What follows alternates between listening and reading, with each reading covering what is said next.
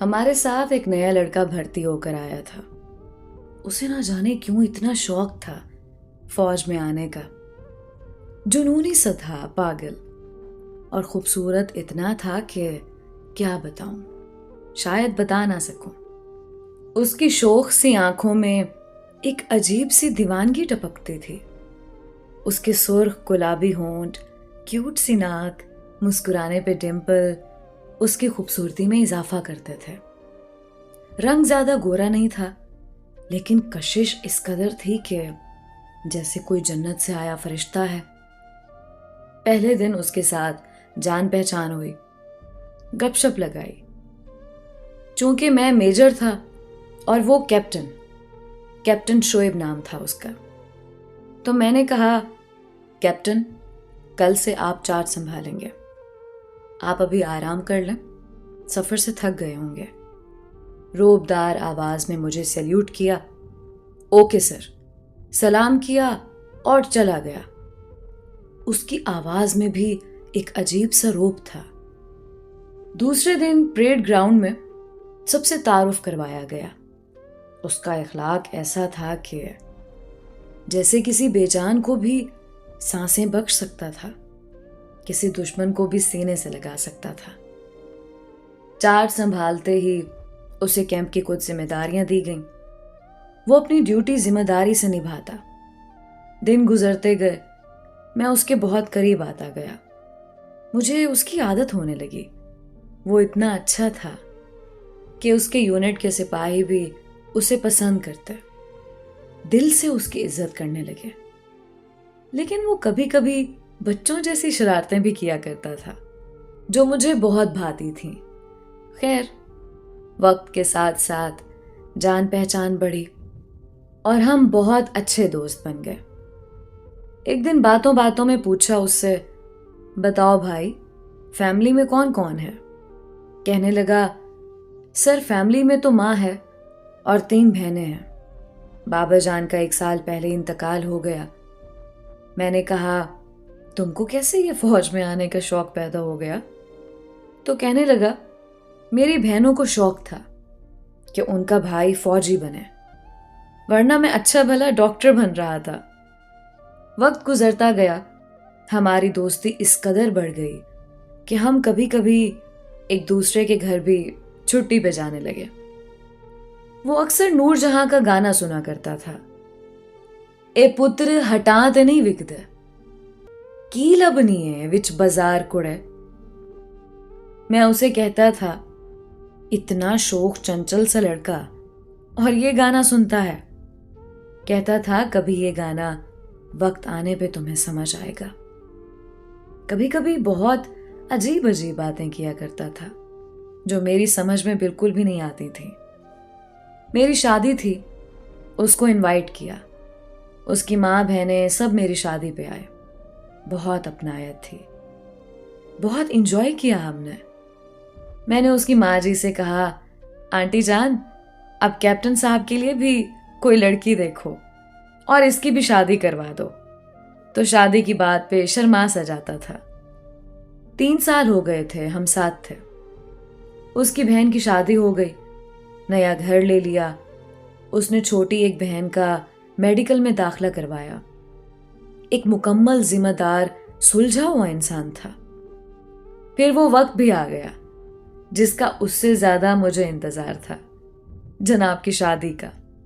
मैं उसे बहुत तंग करता था, मजाक करता उसे, जनाब कैप्टन साहब, अब आपके ऊपर एक और ऑफिसर आने वाली है। शर्मीला सा था। घर गया, मंगनी और शादी के दिन तय हुए। उससे वापस आया, पूरी यूनिट को मिठाई बांटी। सबके साथ इतना घुल मिल चुका था कि जैसे वो हमारे जिस्म का कोई हिस्सा हो। खैर, जनाब की शादी का वक्त करीब आ पहुंचा। छुट्टी की दरख्वास्त दी, छुट्टी मंजूर हुई। तो उन दिनों बॉर्डर पे हालात कुछ ठीक नहीं थे, तो मैं बॉर्डर पे था। वो मुझे मिलने आया, सैल्यूट किया और कहने लगा, सर, आज रात 9 बजे मैं रवाना हो रहा हूं, आप भी परसों पहुंच जाना शादी पे। मैंने मुस्कुरा कर उसकी तरफ देखा और जोर से झप्पी लगाई। और कहा, जवान फिक्र ना करो, मैं पहुंच जाऊंगा। बातें हो रही थी हम में, अचानक से मुझे वायरलेस पे आवाज आई, सर, कुछ दुश्मन फौजियों ने अचानक से हमला कर दिया है, ओवर। मैंने भी पोजीशन संभालते हुए शोएब से कहा, शोएब तुम जाओ जल्दी से। वो रुक गया। सर चला जाता हूं, अभी 1 घंटा है मेरी ड्यूटी ऑफ होने में, जरा कुछ नेकी मैं भी कमा लूं। मैंने उसे कहा, शोएब जाओ हम देख लेंगे, लेकिन कहां सुनने वाला था। उसने बंदूक उठाई और पोजीशन ले ली। इतने में एक दूसरा मैसेज आया कि तमाम छुट्टी पे जाने वालों की छुट्टी रोक दी गई है, बॉर्डर पर हालात बहुत सख्त हो गए हैं, ओवर। इतने में धड़ धड़ धड़ गोलियों की आवाजें गूंजने लगीं। दुश्मनों ने हमला कर दिया था। मैं, शोएब और साथ 4 सिपाही, हम पोजीशन लिए 2 घंटे तक लड़ते रहे। गोलियां रुकने का नाम ही नहीं ले रही थी। हमको कैसे भी उस मोर्चे से दूसरे मोर्चे तक जाना था, क्योंकि हमारा असलहा दूसरे मोर्चे में था। हमें 3 घंटे गुजर गए लड़ते हुए। मैंने वायरलेस पे बोलना शुरू किया, हमारे पास गोलियां खत्म हो रही हैं, हमको बैकअप दिया जाए, ओवर। शोएब कहने लगा, तुम लोग ऐसा करो, एक एक करके वहां जाओ उस मोर्चे पे, मैं यहां इनका ध्यान लगाता हूं। मैंने कहा, नहीं शोएब, तुम पागल हो गए हो, मैं यहां देखता हूं, तुम सब जाओ। लेकिन नहीं, वो कहां मानने वाला था। खैर मैं 4 सिपाहियों से बोला, मैं और शोएब यहां संभालते हैं, तुम लोग वहां मोर्चे पे जाओ। हम पोजीशन संभाले हुए थे। जैसे सिपाही मोर्चे की तरफ जाने लगे, गोलियों की बौछार ने उनको छलनी कर दिया, जैसे दुश्मन कहीं बहुत करीब आ पहुंचा था। शोएब हमारे पास अब गोलियां भी कम है और वक्त भी, मैं चिल्ला कर बोला। अगर वो लोग रेड लाइन क्रॉस कर गए तो पास वाले गांव में बड़ी तबाही मच जाएगी। हमको कुछ भी समझ नहीं आ रहा था। मैं लगातार वायरलेस पे बोलता रहा, हमें बैकअप दिया जाए, ओवर। लेकिन हमारी टीम को पहुंचने में 15 मिनट लगने थे और वक्त हमारे पास सिर्फ 7-8 मिनट था। शोएब ने अचानक से मुझे सीने से लगाया और कहने लगा, सर अब वक्त आ गया है इस वतन पे कुर्बान होने का। मैंने कहा, शोएब पागल हो, हम उनको रोक सकते हैं, इंतजार करो।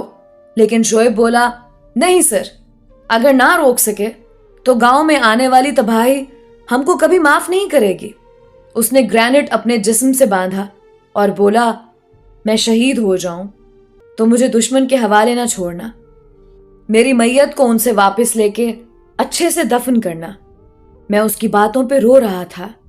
मैं क्या करता, मेरा दिल चाह रहा था मैं ऐसा करता, लेकिन फौज के कुछ कानून थे और वो भी जिद पे था, वक्त भी कम था।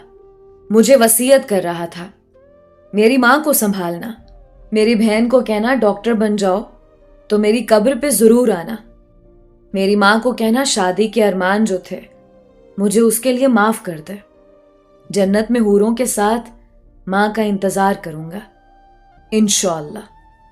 अपना मोबाइल मुझे देकर कहने लगा, मेरी मां मेरा इंतजार कर रही है। मैंने कहा था 10 बजे पहुंच जाऊंगा। वो 10 बजे ना पहुंचने पे कॉल करेगी, बात कर लेना।